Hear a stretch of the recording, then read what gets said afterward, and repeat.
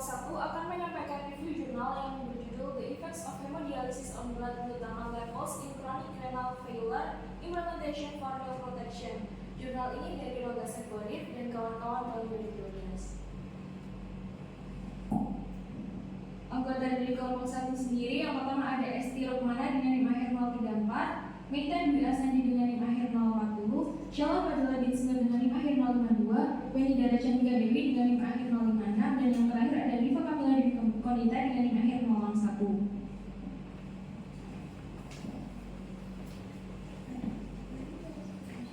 Kemudian pendahuluan.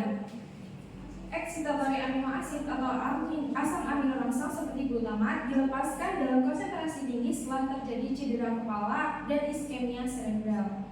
Peningkatan aliran glutamat dari otak ke darah dapat dicapai dengan mengurangi kadar glutamat dalam plasma sehingga meningkatkan gradien konsentrasi glutamat antara cairan ekstraseluler otak atau ECF dan darah. Kemudian selanjutnya, pembersihan glutamat darah dapat dilakukan dengan menggunakan enzim glutamat oksaloasetat transminasa atau yang biasa disebut dengan GOT dan juga GPT atau glutamat piruvat transminasa yang menetap dalam darah. Selain itu, hemodialisis juga merupakan salah satu metode yang dapat digunakan untuk mengurangi kadar glutamat setelah terjadi cedera otak.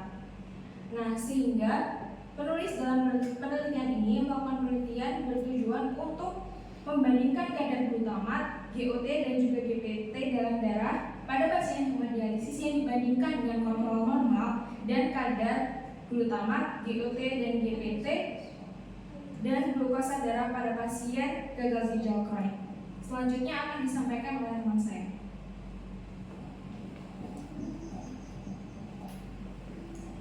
Selanjutnya ada bahan dan metode, yaitu yang pertama populasi. Populasi dalam penelitian ini terdiri dari dua kelompok, yaitu yang kelompok pertama kelompok kontrol dan kelompok adil. Untuk kelompok kontrol terdiri dari 25 sukarelawan sehat yang berusia 44 sampai 72 tahun.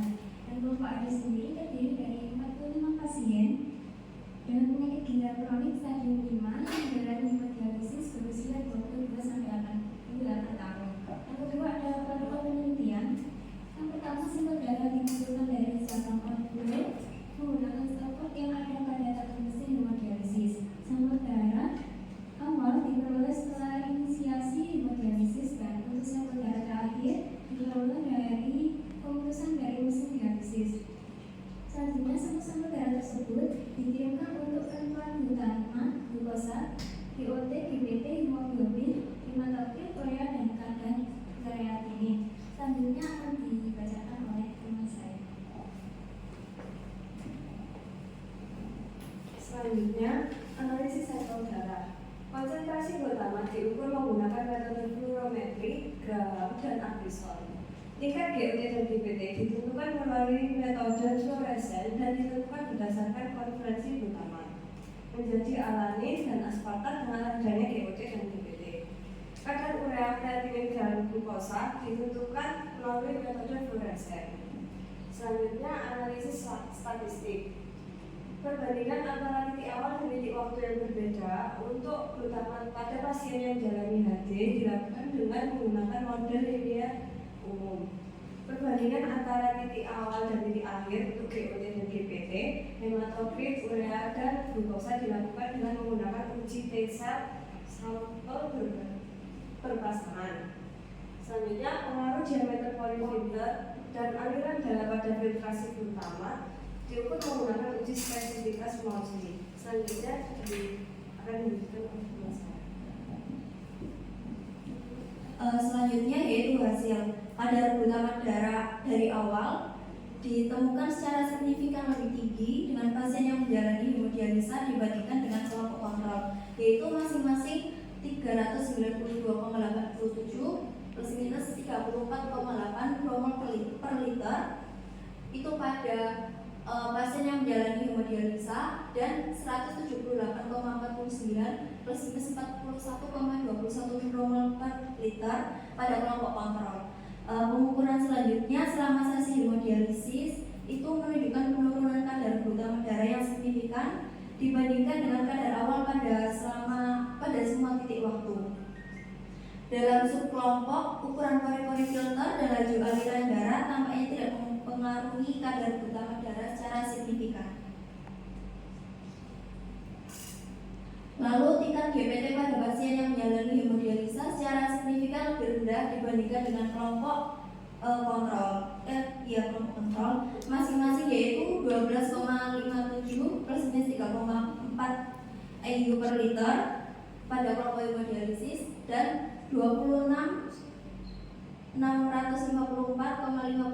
IU per liter pada kelompok kontrol. Demikian pula pasien yang menjalani hemodialisis memiliki tingkat GOT yang sedikit lebih rendah dibandingkan dengan kelompok kontrol meskipun perbedaannya itu tidak signifikan. Tingkat GOT ditemukan secara signifikan lebih tinggi setelah hemodialisis, yaitu 20,05 plus minus 10,2 IU per liter dan pada sebelum hemodialisis, dan 24,5 plus minus 11,5 IU per liter pasca hemodialisis. Demikian pula tingkat GPT meningkat selama hemodialisis, yaitu 12,5 plus minus 11 IU per liter itu sebelum hemodialisis, dan 15,1 plus minus 12,6 IU per liter pasca hemodialisis. Seperti yang diperkirakan, kadar hematokrit meningkat selama hemodialisis, yaitu 37,8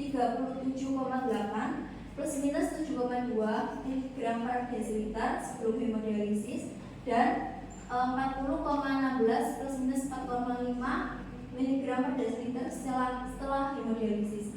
Kadar urea yang menurun selama hemodialisis yaitu sekitar 133 plus minus 36 mg per desiliter dan 46,23 mg per desiliter setelah hemodialisis.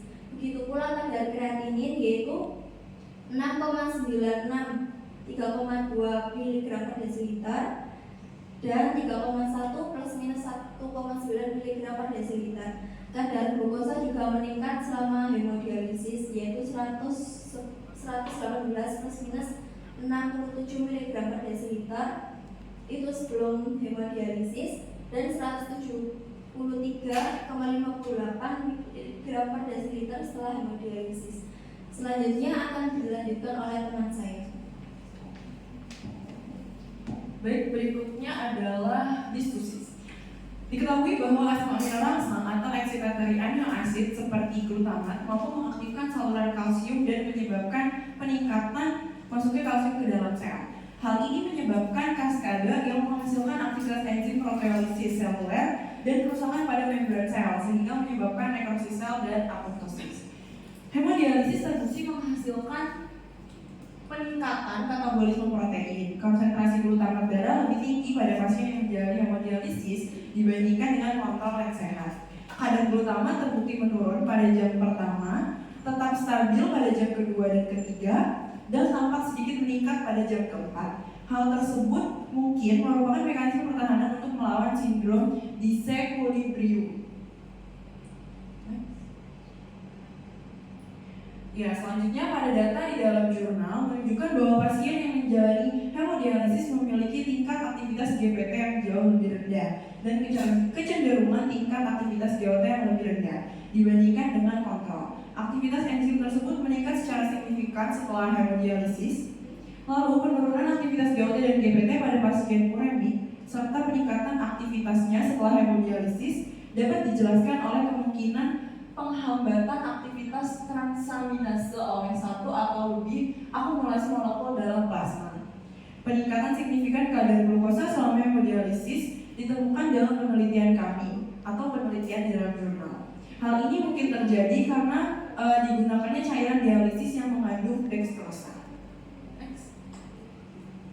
Lalu untuk kesimpulan, hemodialisis mungkin merupakan metode yang menjanjikan untuk mengurangi kadar glutamat darah dan selanjutnya kadar glutamat otak setelah cedera otak traumatis. Namun, meskipun dialisis diketahui menyebabkan hipotensi yang mungkin membatasi penggunanya pada pasien yang hemodinamiknya tidak stabil. Hasil pada jurnal menunjukkan bahwa metode dialisis lain yang memiliki efek lebih kecil terhadap tekanan darah seperti dialisis efisiensi rendah mungkin sama efektifnya dalam mengatasi hipotensi, mengurangi kadar glutamat darah. Sehingga penelitian lebih lanjut diperlukan untuk menilai kemajuan teknik ini dalam mengurangi kadar glutamat darah.